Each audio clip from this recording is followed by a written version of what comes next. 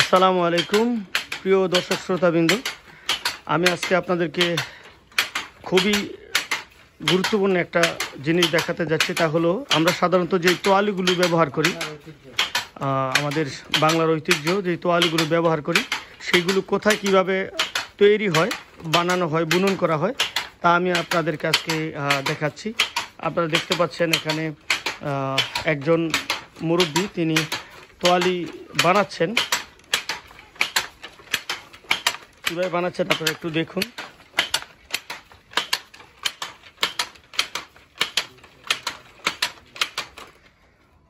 মুরব্বী কেমন আছেন আপনি?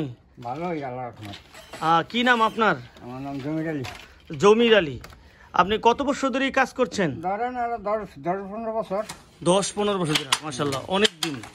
তো কেমন লাগে এই কাজ করতে? ভালোই। প্রতিদিন কয়টি তোয়ালি করতে পারেন? ধরেন 30 পিস। 30 পিস না? 2.5 ডজন। 2.5 ডজন, মাশাআল্লাহ, অনেকগুলো তোয়ালি করতে পারেন। ধন্যবাদ আপনাকে। প্রিয় দর্শক শ্রোতা বৃন্দ, আপনারা শুনলেন উনি প্রতিদিন প্রায় 30 পিস তোয়ালি বানাতে পারেন।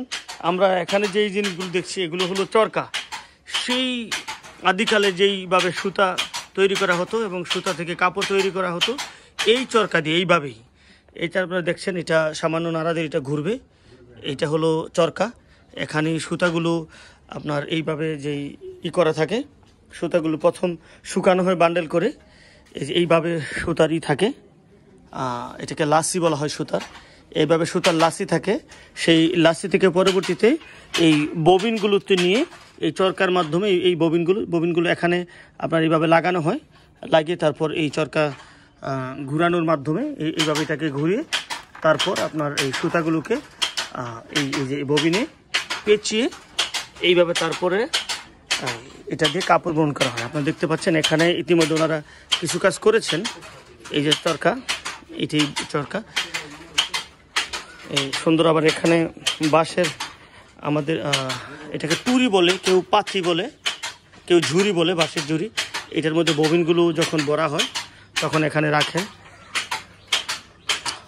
আমাদের বাংলার ঐতিহ্য সেই চরকার মাধ্যমে কাপড় বুনন করা, তোয়ালি বুনন করা। এখানেও একজন কাজ করেন, উনি এই মুহূর্তে এখানে অনুপস্থিত। আমি আপনাদেরকে খুব কাছ থেকে আরও দেখাচ্ছি। দেখছেন যে জিনিসটাতে জোরে জোরে শব্দ হচ্ছে, এটাকে বলা হয় ওনাদের ভাষায় মাক্কু বলা হয়। এটা প্রচণ্ড গতিতে এই পাশ থেকে ওই পাশে যায় এবং আপনার কাপড় সেলাই করা হয় এইভাবে।